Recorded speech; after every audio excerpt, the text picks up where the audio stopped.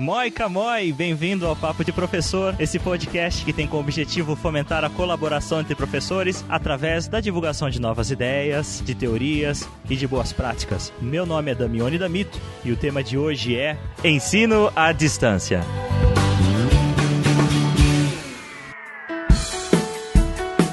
Bom, o tema de hoje então é o e-learning, a educação à distância. Nós vamos discutir sobre esse tema com vocês. É um tema bastante interessante, com várias nuances, e eu queria apresentar aí a equipe que está conosco, o professor Rodrigo Calhau Capixaba, o nosso capixaba predileto aqui do Papo de Professor, o único também.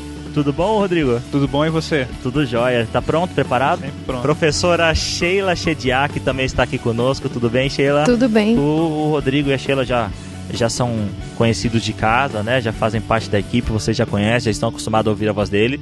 E nós temos uma convidada especial aqui, que está conosco pela primeira vez, que é a professora Joelma Kremer. Tudo bem, Joelma? Seja bem-vinda. Tudo bem, representando o Sul. Representando o Sul.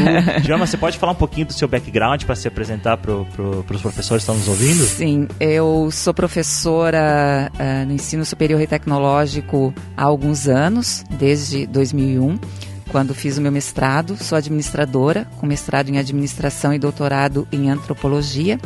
Já fiz uma especialização também em ensino superior. E tenho também uma passagem por empresas, né? Alguns anos trabalhando em empresas, o que me ajuda bastante, digamos, na sala de aula, quando eu trabalho com as minhas disciplinas na área de administração e marketing, principalmente. Muito bem, então vocês estão vendo aí que a gente está com o time forte para debater esse assunto. Então vamos lá então para o início dessa discussão.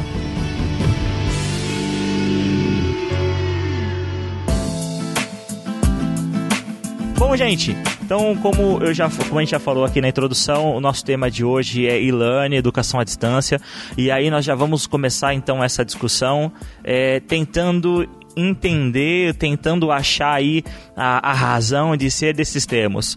Eu devo utilizar o termo educação à distância ou o termo e-learning? Porque inicialmente parece que esses termos eles são sinônimos. Né? Pelo menos na maior parte das vezes no Brasil, quando eu falo de e-learning, quando eu falo de educação à distância, eu estou falando da mesma coisa. Na opinião de vocês, eu estou falando da mesma coisa ou não? Não. Educação à distância ela pode acontecer sem o e-learning. Então, não podem ser usadas como sinônimas. E-learning diz respeito ao uso da eletrônica, de uma maneira geral, para a transmissão de conteúdos, conhecimentos, enfim, como quisermos chamar. E a educação à distância ela diz respeito a você estar presente ou não no lugar onde você está estudando. A educação à distância ela pode acontecer por e-learning, mas ela não necessariamente precisa acontecer utilizando esse meio. Muito porque esse izinho, né, na verdade esse e do e-learning, o inglês que a gente usa, o e-learning, ele significa electronic, né? Yeah. Vem de eletrônico. Então, e-learning seria um aprendizado eletrônico, por meio eletrônico, algo desse tipo. Pela mídia, né, eletrônica. Uma mídia eletrônica. De uma maneira geral, que pode ser TV, pode ser telefone, pode ser a internet, que é o mais comum, digamos assim. Então para recapitular, o e-learning, ele é um tipo de ensino à distância, porque é um ensino eletrônico, que pode ser à distância. Mas o termo, então, que a gente poderia usar para mais abrangente seria o ensino à distância. Então, o EAD, né, que a gente usa no Brasil. Se a gente quiser falar de EAD, se a gente quer falar de e-learning, a gente pode falar de e-learning presencial também, porque nós podemos usar as ferramentas de e-learning dentro da sala de aula. Que interessante. O e-learning pode ser presencial. Pode, exatamente. Muito interessante isso. Na verdade, o e-learning não está dentro do ensino à distância. Existe uma interseção entre os dois, assim, ensino à distância e e-learning. Muito exatamente. E eu acho que também o uso desse termo remete à origem do ensino à distância, né? Quem aqui... Agora a gente começa a se entregar. Agora é hora de entregar as idades. Você precisa ver a cara da professora Sheila agora. X. Tô brincando. Ela ficou brava agora, né? Que eu falei isso. Mas, por que eu tô falando isso? Porque eu lembro que quando eu ia pra escola, eu acordava um pouquinho mais cedo pra assistir o telecurso. Eu adorava, eu ficava vendo. Eu não conseguia entender nada que eles falavam lá, eu lembro que falava de mecânica, mostrava as máquinas. Historinhas legais, assim. Era super legal, né? Era bem produzido, né? Normalmente muito didático, extremamente didático. E eu achava bastante interessante. Então não tinha nada a ver com a minha área, mas eu achava isso bastante interessante. Agora a gente tá se revelando aqui, né? Mas eu sou de uma época anterior, deixa eu te contar que na minha época se recebia o kit em casa para fazer curso de eletrônica, por exemplo. Curso por correspondência. Por correspondência, exatamente. O famoso curso por correspondência. Você que é um pouquinho mais novo, né, que costuma ouvir essa expressão, tirou carta por correspondência. É porque anteriormente haviam cursos, de fato, você fazia por correspondência. Você recebia, fazia as provas, parece também, né? Você submetia. Nunca passei por isso. Nunca passou por isso? Não, já sou dessa geração mais nova. Eu também, não passei por isso. Eu não passei por isso, mas eu, né, convivi com pessoas que tiveram uma vida profissional baseada nesse tipo de curso. O moço que consertava as TVs lá para os meus pais, ele tinha feito um curso de eletrônica dessa maneira. E ele sustentou a família dele a vida toda muito bem. Mandava bem. Mandava então quer dizer bem que tirar carta por correspondência não significa que dirija mal? Não, nesse caso não se aplica, né? Na verdade, desde o momento que o homem começou a conseguir registrar o conhecimento dele, existe ensino à distância, né? Esse tipo de curso, esse tipo de ensino já era, então, o ensino à distância. A sensação que a gente tem é que quando a gente fala de ensino à distância é algo extremamente novo. E não é.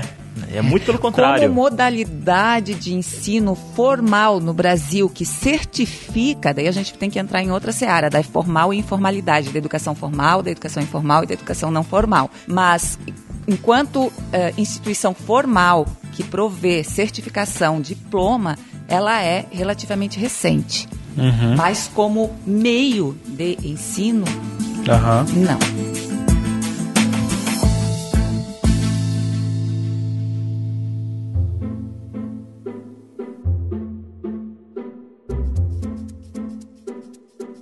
Agora, voltando a falar desse meio termo entre educação à distância e educação presencial, a gente tem aí o ensino semipresencial. Que é o blended. Que é o blended learning, né, o termo em inglês. Que a gente poderia traduzir como ensino híbrido, digamos assim, né, para o português. No Brasil, hoje, qualquer curso de ensino superior, tecnológico ou de graduação tradicional, engenharias, direito, enfim, qualquer curso, ele pode ter 20% da sua carga em ensino não presencial, digamos assim, à distância, né?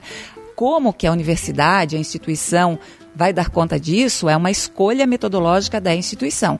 Então, ela pode usar, por exemplo, o e-learning para trabalhar esses 20%.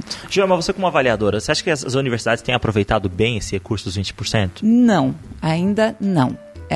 Elas não aproveitam bem e quando aproveitam, em geral, elas usam isso como uma forma de reduzir a carga horária de professores em sala de aula e não necessariamente como um incremento para o curso. É como o tapa-buraco, assim, tipo assim, o professor ele usa, vou faltar, então eu vou usar minha porcentagem de aula à distância aqui. Eu percebi isso, eu trabalhei em algumas instituições já e teve numa que quando eu cheguei tinha isso, né? Que na própria disciplina já estava prevista essa quantidade de horas de atividades que não necessariamente seriam presenciais, mas que o aluno tinha que entregar algum produto ao final. E os professores usavam exatamente isso. Sexta-feira era raro você encontrar alunos ou professores na instituição. Então a sexta-feira era o dia do ensino à distância? Basicamente, Daí o que acontece, na minha visão, isso é uma visão minha, talvez distorcida, enfim, mas é a minha visão, né? Acaba sendo ruim, inclusive para a instituição, porque o aluno começa a dizer, lá na instituição, na sexta-feira não tem aula. Há uma certa confusão entre o que deveria ser uma coisa para promover uma nova metodologia, uma nova forma. Novos caminhos, novos meios. Novos caminhos que estão muito mais relacionados até com o potencial do nosso aluno, que é um aluno hoje que já nasceu plugado, né, que já nasceu conectado, que já está dentro desse meio e entende ele como uma coisa muito natural. E talvez nós somos professores de outra geração, no meu caso, geração X mesmo, né, embora tenha alguns comportamentos de Y, graças a Deus. Mas, de fato, é muito difícil para a gente conseguir fazer, né, se colocar no lugar. E eu acho que O grande mistério da educação, na minha visão, pela experiência que eu tenho até hoje acumulada, é que se colocar no lugar, não só na educação, né? Vamos lá, em qualquer seara da nossa vida, conseguir demonstrar empatia, se colocar no lugar do outro, naquela circunstância. Então, eu, professor, me colocando no lugar do meu aluno, talvez eu conseguisse ser um professor melhor.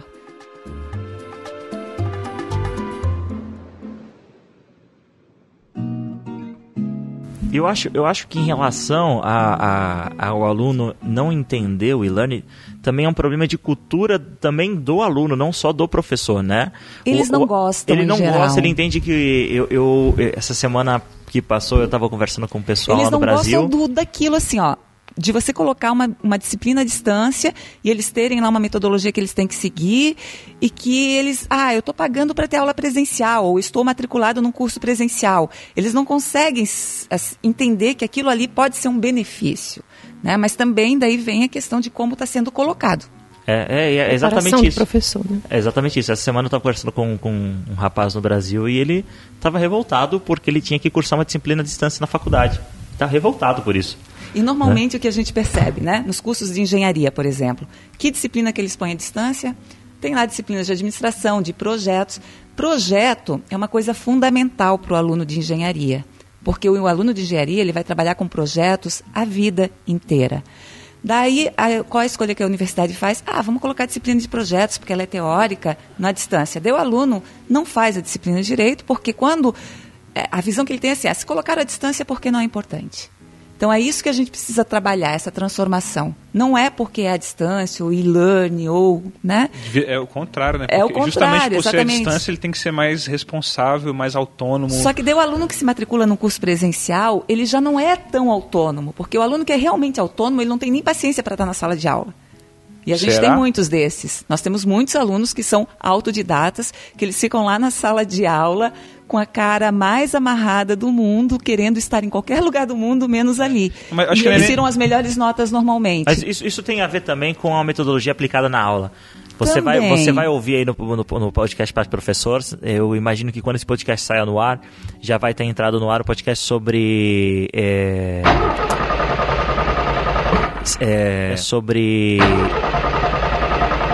metodologia de ensino focada no aluno. Eu acho que quando a metodologia de ensino é focada no aluno, eu acho que diminui um pouco essa ansiedade ou essa insatisfação que esse perfil de aluno autônomo tem.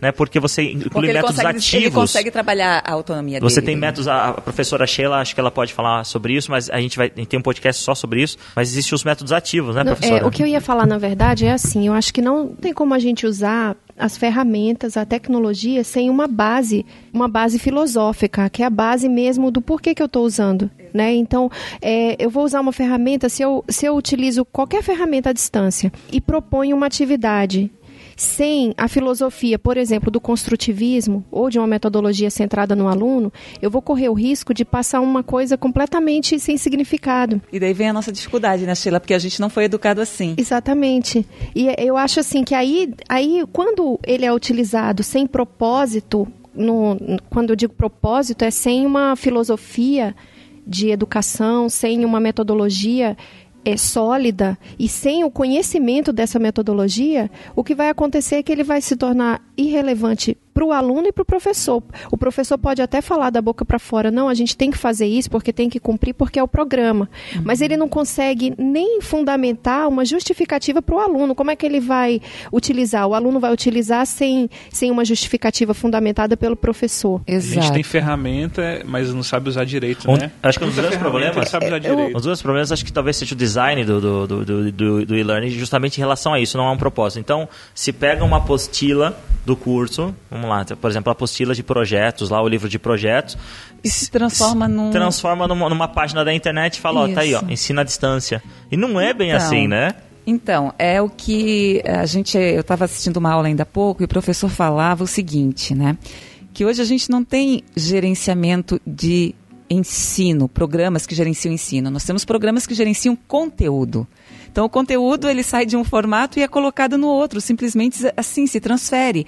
Só que quando você está trabalhando com meios distintos, você tem que trabalhar aquele conteúdo para aquele meio.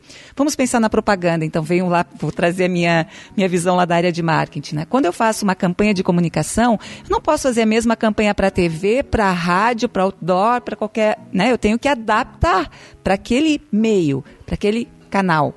E isso que não pode acontecer quando a gente fala de educação à distância e de e-learning. O foco ainda está no conteúdo, né? Não está no aluno. Exato. Então, e nem leva em conta o meio, que é mais grave, não né? adianta você mudar o meio se o foco ainda está no conteúdo, não está no principal que é o aluno. Nas disciplinas de administração, a gente tem um exemplo do que a Sheila falava. Por exemplo, estudo de caso é uma coisa que se popularizou muito. Todos os professores de administração fazem estudo de caso nas suas disciplinas, que é um modelo de Harvard, consagrado, estudo de caso. Só que muitas vezes eles dão estudo de caso e não debatem, não extraem conhecimento daquilo. Então, não serve para nada. O aluno lê o estudo de caso, não serve para muita coisa, na verdade, né? Só quem vai buscar alguma coisa a partir dali é que consegue algum conhecimento com base naquilo. Tem uma coisa que é bastante interessante em relação, por exemplo, acho que talvez a principal plataforma de ensino à distância no mundo é o Moodle, né? Ele é usado em muitos países, inclusive aqui na Finlândia, onde nós estamos. E o Moodle, ele faz parte de uma categoria de software que é o CMS, que é justamente sistemas gerenciadores de conteúdo. Exatamente. Né? Justamente sistemas gerenciadores de conteúdo. Essa é a ideia. Porém, tem que haver um design, tem que haver uma especialização. Existem especializações no Brasil, existem diversos treinamentos, cursos que tratam exclusivamente de design de cursos do ensino à distância. O design do ambiente, né? Exato. Do ambiente de aprendizagem, exatamente. Seja então, onde ele estiver. Então, eu recomendo para você, professor, que está interessado em estudar isso, que quer realmente melhorar a sua aula, melhorar o seu ambiente à distância, que você procure um especialista nessa área, ou então alguém que é mais adequado na sua própria instituição, ou então uma capacitação para que você, de fato, possa oferecer um ensino de qualidade. Então, o objetivo, para que o ensino possa ser cumprido no seu principal intuito, né? Que não é simplesmente jogar a matéria lá, né? Que o aluno de fato possa aprender através disso. Eu acho assim, Damione, que é até mudar o foco, porque quando a gente fala desse desinteresse do aluno e dele ver o ensino à distância como uma atividade que é não importante, que ela só está ali para encher espaço, mesmo, ocupar espaço, porque ela está sendo mal utilizada. Então, tanto institucionalmente... E mal vendida a ideia do que ele é. E eu digo institucionalmente porque, às vezes, é complicado um professor trabalhar dessa forma se a instituição, as lideranças, não investem na formação do professor continuada e numa mudança mesmo de paradigma. Então, mudar o foco. E se elas mesmas entendem que aquilo ali é para ser... Realmente, exatamente. Então, mudar esse buraco, foco, usando uma expressão bem brasileira. Mudar o foco desse ensino conteudista, que ele só transferiu lá da lousa para o computador ou para um outro aparelho tecnológico. E aí, mas mudar o foco do ensino, que ele é centrado no conteúdo, para centrado nas competências. E mais, acho que quando a gente discute learning, atualmente, ele é muito mais voltado para o ensino colaborativo, para o ensino construído pelo grupo, né, pelo conhecimento construído coletivamente e pelas metodologias ativas. Então, assim, se eu utilizo uma metodologia que ela vai facilitar a interação e a colaboração entre os membros daquela comunidade, mesmo virtual, eu consigo entregar um produto muito mais relevante. Eu vou falar produto que seria a construção do conhecimento coletivo. E consegue o engajamento dos alunos, que é o grande segredo. Um exemplo assim, legal do que a Sheila falou, que não está restrito à educação, é o Wikipedia, né? Porque é um produto, para mim, muito relevante, apesar de não ser um conhecimento extremamente formal. Ele tem referências para coisas importantes. E é construído... Ele não é formal, mas ele é super formal, porque está disponível para todo mundo criticar. E todo mundo participa da construção dele, né? Então, é construtivista, né? É conhecimento sendo construído colaborativamente. E o que permitiu isso foram ferramentas de colaboração que são muito importantes hoje no e-learning, né? Então, a tecnologia ela não é a solução para todos os nossos problemas, mas ela é um suporte importante, né, para resolver problemas.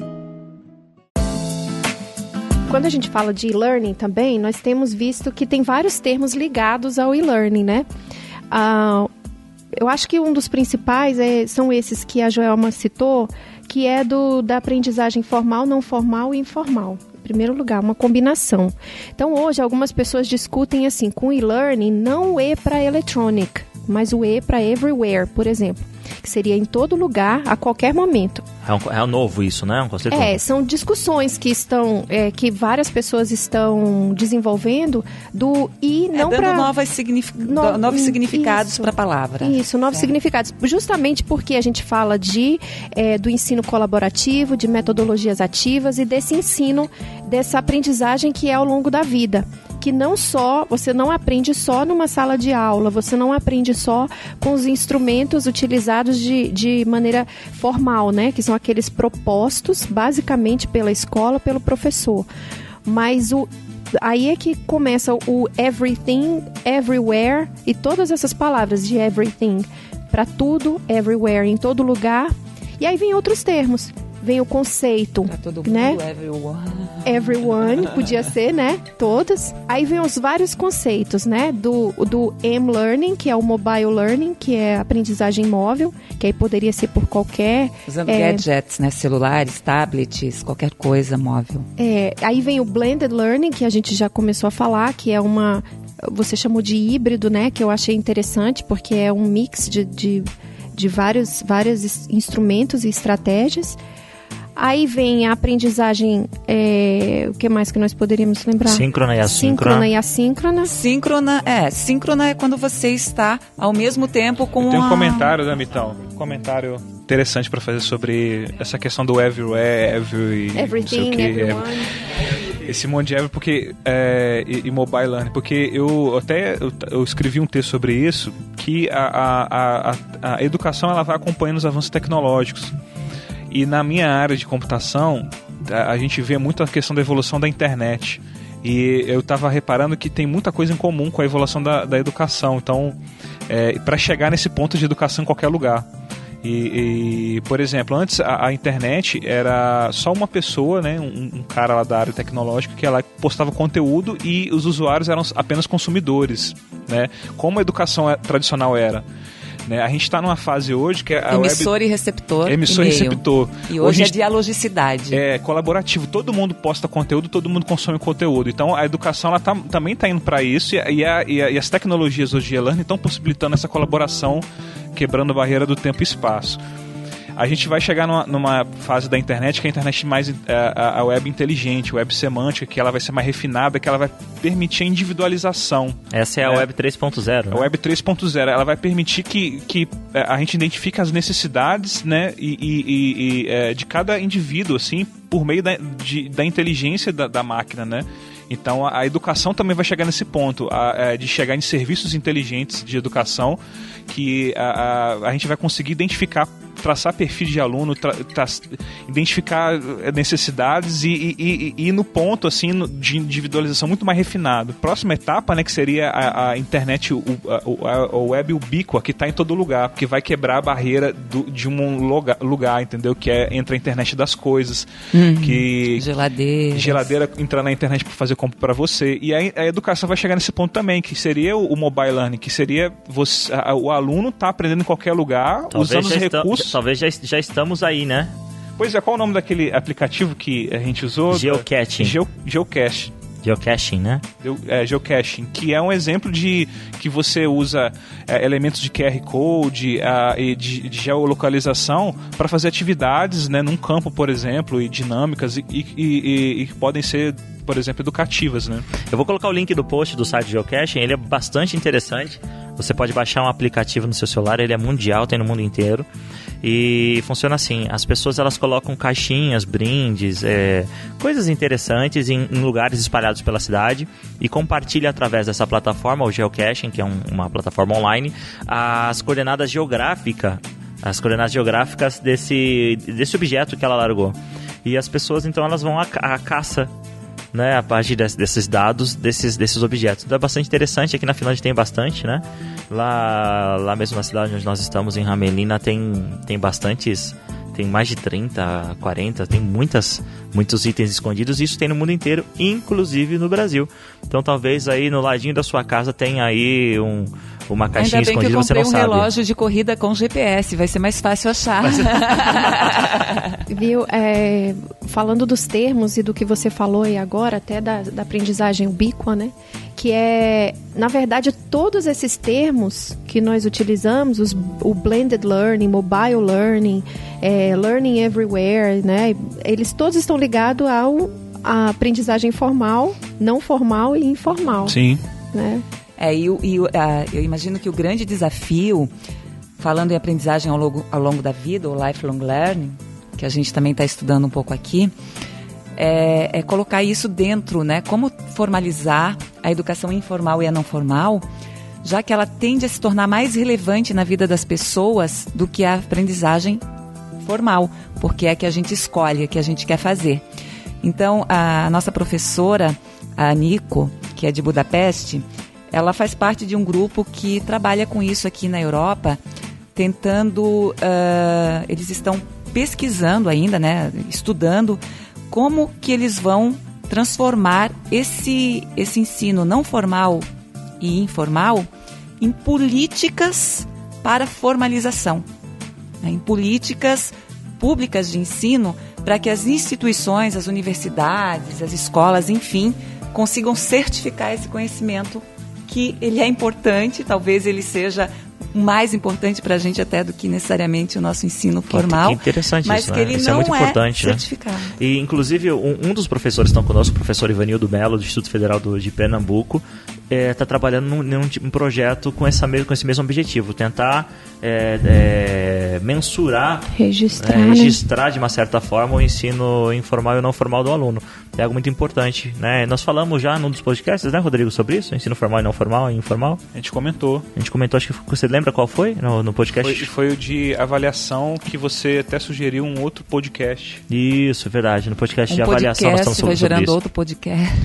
Isso aqui, podcast não acaba mais, né? Uma referência. Tem muito assunto, né? Podcast para professor, podcast novinho, tá no ar há pouco tempo.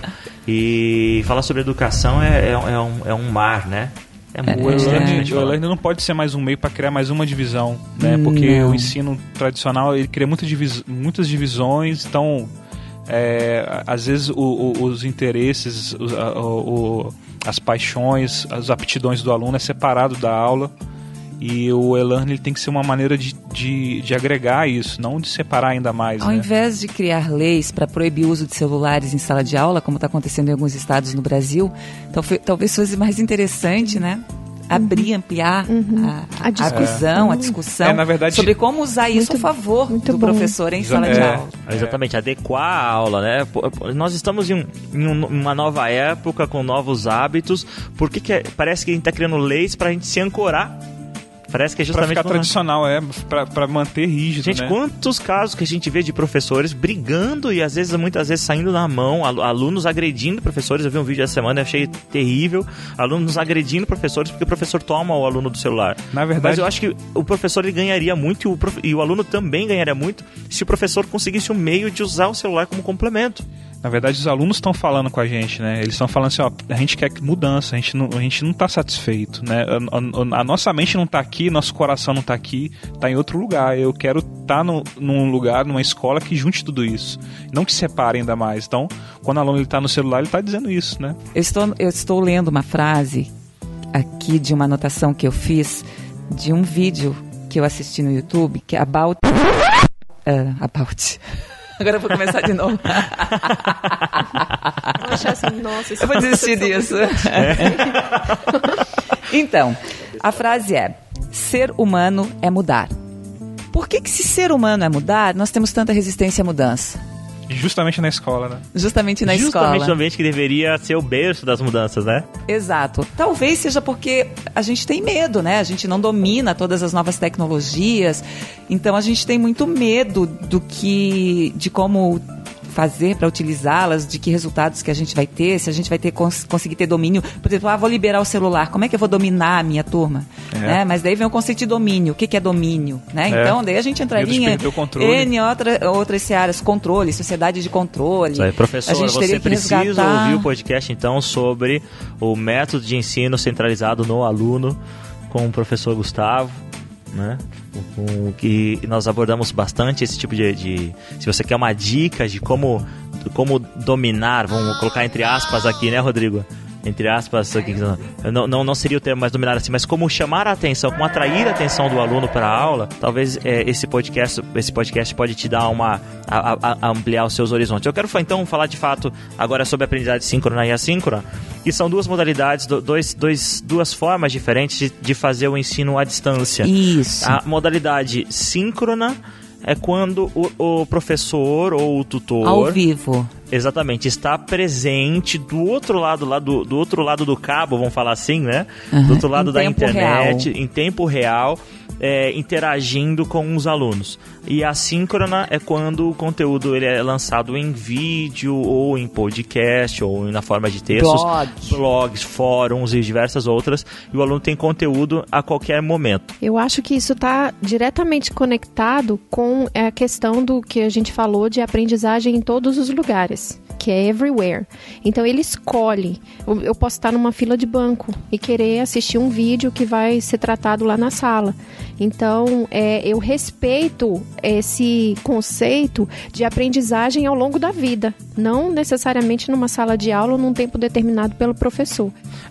Um conceito que exemplifica bem o uso que usa e abusa das vantagens do ensino à distância assíncrono é uma metodologia que eu particularmente gosto muito, ela é nova na academia, que é o Flipped Classroom, que é a sala de aula invertida. Eu acho que nós, professores, gostamos muito, mas os alunos ainda não gostam muito. Talvez porque ele não tenha sido aplicado da maneira mais adequada. Eu acho que esse o ponto. Eles não estão acostumados ainda. É uma questão de você mudar o conceito. Exatamente, tem que trabalhar. É novidade. Eu acho que tem muita coisa que passa pela formação do professor. Se o professor não estiver preparado, ele não é capaz nem de explicar o propósito para o aluno. Aí o aluno não vai se sentir jamais motivado. Vocês já ouviram falar de metodologia multicritério de apoio à decisão? Só o nome é super complexo, mas eu tive um professor, e eu gostaria até de homenageá-lo aqui, se chama Leonardo Enslin, que ele falava disso e o olho brilhava tanto, que não tinha como a gente não prestar atenção no que ele falava. O professor inspira, né? No PPP 3, no podcast Parte Professor 3, nós falamos, se o professor, uma das funções do professor é inspirar o aluno a buscar o conhecimento. Se o professor não está inspirado, ele está inabilitado para inspirar. Né? Isso é muito importante. Em relação ao Flipped Classroom, ele é um conceito muito, muito legal, eu gosto muito. Se quiser, a gente manda um e-mail lá para o contato @professor, eu posso mandar alguns textos relacionados a isso. Ele é um conceito onde você inverte a sala de aula. Então, no padrão atual, você tem a aula na sala de aula e depois você vai fazer um trabalho de casa, manda o aluno fazer um trabalho de casa. O Flip Classroom é o que a professora Joelma falou. Então, o aluno ele se prepara com conteúdo prévio que é fornecido pelo professor, e na aula ele tem a oportunidade de trabalhar colaborativamente com seus amigos, treinando essas habilidades sociais, de colaboração, de construção, né? Exatamente. E o professor, então, ele passa a ter um papel diferenciado na sala de aula do que na metodologia normal. Eu gosto bastante disso. Uma das coisas que favorecem muito o uso do Flip Classroom, da sala de aula invertida, que é um meio, vamos fazer uma recapitulação, um meio de ensino à distância assíncrono. Tá ficando bonito isso aí, né? Que é o Flip Classroom, é o Mobile Learning. O Mobile Learning, ele favorece demais esse recurso da sala de aula invertida, e é o que você falou, professora Joelma, que é um recurso que hoje tem e que talvez lá na nossa formação lá atrás nós não tínhamos, que é um aparelho eletrônico, um computador de mão que está conectado hoje em dia 24 horas na internet. Então o professor ele pode usar isso, ao invés de tirar isso da sala, ele pode trazer isso, mas o professor ele também pode utilizar isso fora da sala de aula, que eu acho que isso é o mais legal. A vida ocorre fora da sala de aula também, Não é só dentro da sala de aula. E por que não aprender durante a sala de aula? Por que não, enquanto o aluno está caminhando para o caminho da escola, ele não pode estar aprendendo? Porque ele não pode ter coisas desafiadoras no seu dia a dia para desafiá-lo durante as atividades cotidianas. Eu quero trazer alguns dados para vocês que eu peguei de alguns sites de notícias. Por exemplo, o Brasil, ele já tem, esse é um dado do final de 2014. Talvez você esteja ouvindo esse podcast no ano de 2010, esteja com seu iPhone 10, 11 na sua mão, né? Mas só para você se localizar, eu vou dar agora um dado do final de 2014 para você. Qual é a fonte? É o site da Anatel. É uma reportagem baseada no site da Anatel, eu conferi. O dado oficial da Anatel é que o Brasil já tem 277 milhões de linhas de celular. Mais do que habitantes. Mais do que habitantes. É isso que é o espantoso no Brasil. Nós temos aí aproximadamente 200 milhões de habitantes no Brasil e nós temos 277 milhões. Aí fala assim, como justificar isso? Quantos celulares você tem, Damiani? 2. É simples justificar isso, né? Quantas pessoas você conhece que tem 2 celulares, 3 celulares? Né? Minha esposa tem 3 celulares. Então também significa que algumas pessoas ainda não têm. Exatamente, justamente. Mas a questão é que é um número muito expressivo. Mesmo que não tenham, é um número muito expressivo. Eu já tive a oportunidade de ir para o sertão do Cariri. E era, mesmo no sertão do Cariri, é uma situação que é um pouco emblemática às vezes, mas é uma situação de vida difícil. Talvez você que esteja nos ouvindo seja dessa região, mas você pode ver que mesmo tendo uma vida difícil, o jovem ele tem aquele aparelhinho dele. Por quê? Quando ele pega o Bolsa Família dele, ele pega o Bolsa Escola, uma das primeiras coisas que ele compra é um celular. E por que não usar esse recurso dentro da sala de aula, né? Por que não usar? Aí você vai me falar, eu imagino, sobre o problema de conexão. Isso também é um problema no nosso país, infelizmente, a conexão ela não é das melhores possíveis. Mas a professora Giselda Costa, é uma professora brasileira do estado do Piauí, do Instituto Federal do Piauí, ela, numa conversa, ela falou, olha, não é porque é mobile learning, quer dizer que ele precisa estar conectado na internet. E uma das coisas uma das dificuldades que ela enfrenta da onde ela vem é justamente a conexão. Então ela transfere arquivos para os alunos via Bluetooth. Eu acho que é a criatividade do professor superando as barreiras. E é isso que nós queremos. Esse é um dos papéis do Papo de Professor. É te motivar, professor, que mesmo apesar das dificuldades, você pode fazer algo. Essa diferença ela pode começar, talvez ela não comece, ou talvez demore um pouco para acontecer lá onde deva acontecer, mas ela pode começar hoje mesmo na sua sala de aula.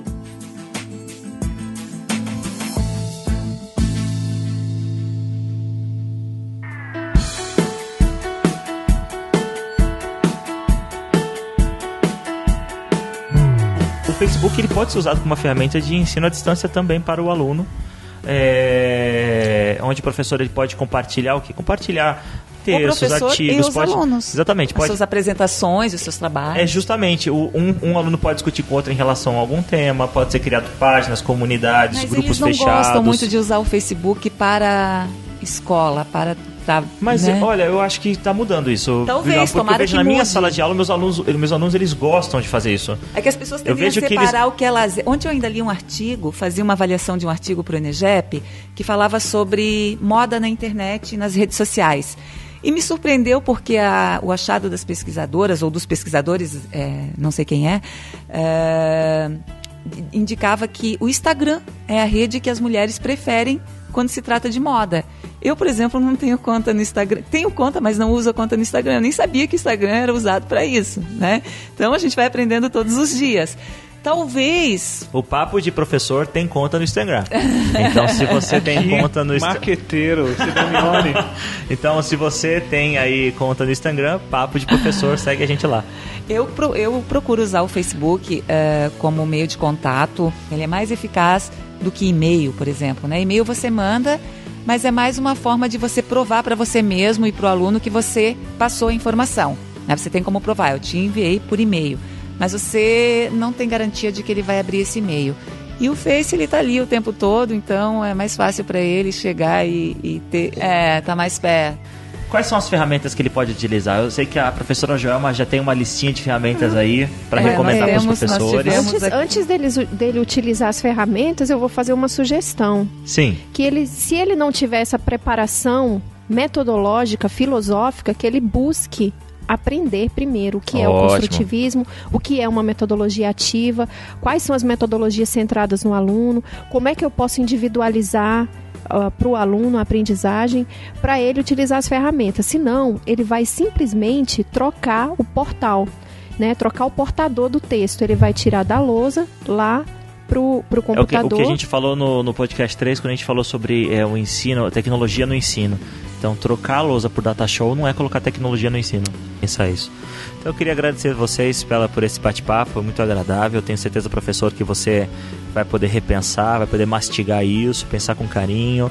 E eu gostaria que você nos ajudasse a continuar essa discussão através dos comentários no post. Então, acesse o nosso site, papodeprofessor.com. Vai até o post onde você provavelmente encontrou esse podcast e comenta quais são as ferramentas que você utiliza, quais são as suas opiniões, coloca aí a sua guilhotinada, né? Se nós falamos algum conceito que você entende diferente, compartilha conosco, recomenda livros.